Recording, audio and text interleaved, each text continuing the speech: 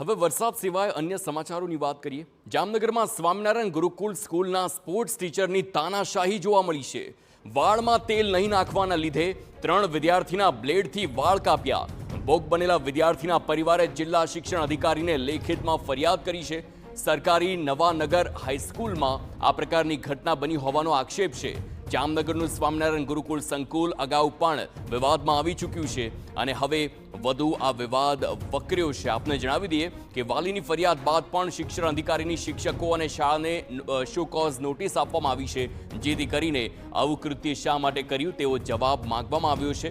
વાલીની ફરિયાદને ત્યારબાદ શિક્ષણ અધિકારીએ આ પ્રકારે શો કોઝ નોટિસ આપી શાળાના આચાર્યો અને શિક્ષકોને ઠપકો આપવામાં આવ્યો છે તેમ શિક્ષણ અધિકારી જણાવે છે। ભોગ બનેલા વિદ્યાર્થીઓના વાલીની શાળા સામે પણ કડક પગલાં લેવાની માંગ થઈ છે। તો ગુરુકુળ સ્કૂલમાં સ્પોર્ટ્સ ટીચરની તાનાશાહીનો ભોગ બનેલા વિદ્યાર્થીઓના વાલીઓ શાળાએ પહોંચ્યા અને ગંભીર આક્ષેપ પણ કર્યા। વાલીઓનો આક્ષેપ છે કે કેટલાક વિદ્યાર્થીઓએ તેલ નાખવું હોવા છતાં તેમના વાળ કાપી દેવામાં આવ્યા અને અગાઉ પણ સામાન્ય ભૂલ માટે વિદ્યાર્થીઓને આકરી સજા કરાયાનો પણ વાલીઓનો આક્ષેપ છે। એના સ્પોર્ટ્સ ટીચર દ્વારા માથામાં એક તેલ ના નાખવા જેવી ફરિયાદ હતી। એ ફરિયાદ ટીચર્સે કોઈ પણ એક સ્કૂલને જાણ કર્યા વગર અથવા પેરેન્ટ્સને જાણ કર્યા વગર માથાના વાળ કાપી નાખ્યા છે, ટકો કરી નાખ્યો છે। આ બાબતની છોકરાએ અમને ઘરે આવીને ફરિયાદ કરી એટલે અમે તાત્કાલિક જિલ્લા શિક્ષણ અધિકારીને ફરિયાદ કરી છે। અવારનવાર નાની બાબતમાં મોટી પનિશમેન્ટ દેવામાં આવે છે કે આની પહેલા એને ખાલી બુક સાથે લઈ નતો લાવે, એના માટે એને 100 ઉઠક બેઠક કરવામાં આવે, લંચ પણ ફેંકી દેવામાં આવેલો છે। મારો બાળક 6:30 વાગે બસમાં આવી છે, 2 વાગે ઘરે પહોંચે તો આવીને એટલો રહ્યો કે અમારે ભણવું જ નથી, સ્કૂલે જવા માટે નફરત કરવા માંડ્યો છે કે બાળકના અંદરથી જેવું થઈ ગયું છે કે આવી રીતના સ્કૂલમાં થાય તો અમારે ભણવું જ નથી અમારે, એમ બાળક જાય ક્યાં સ્કૂલમાં આવી રીતના થાય। તો સમગ્ર મામલે વિવાદ બાદ શાળાના એજ્યુકેશન ડિરેક્ટરની પ્રતિક્રિયા પણ સામે આવી। તેમણે જણાવ્યું કે તેમની શાળામાં લાંબા વાળ રાખવાની છૂટ નથી અને આ અંગે કડક નિયમનું પણ પાલન કરવામાં આવતું હોય છે, પરંતુ આ રીતે વાળ કાપવાની કોઈને પરવાનગી નથી। સ્પોર્ટ્સ ટીચરે વાલીઓને જાણ કરવાને બદલે આ રીતે વાળ કાપી દેતા તેમને તાત્કાલિક સ્કૂલમાંથી છૂટા કરી દેવાયા છે। કીધું કે તમે આવું કર્યું છે, પહેલાં મેં પૂછ્યું કે તમે આવું કંઈ કર્યું છે, તો એને કીધું હા મેં કર્યું છે।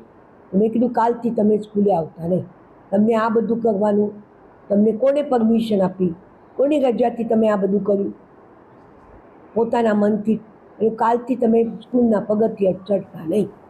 એટલે મેં ત્યારે ને ત્યારે એક્શન લીધી। જોકે સમગ્ર મામલે તપાસ દરમિયાન સ્પોર્ટ્સ ટીચર અને શાળાના એજ્યુકેશન ડિરેક્ટર એકબીજા પર આક્ષેપ પ્રતિ આક્ષેપ કરતા નજરે પડ્યા।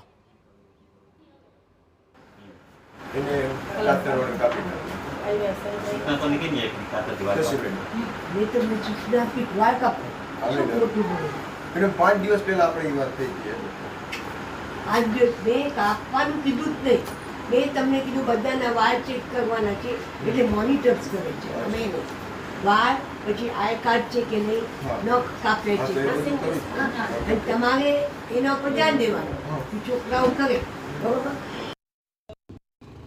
ગેડીની સ્વામિનારાયણ ગુરુકુળ સ્કૂલ ઉપરાંત સરકારી નવાનગર હાઈસ્કૂલમાં પણ કંઈક આવી જ ઘટના ઘટ્યાનું સામે આવ્યું છે।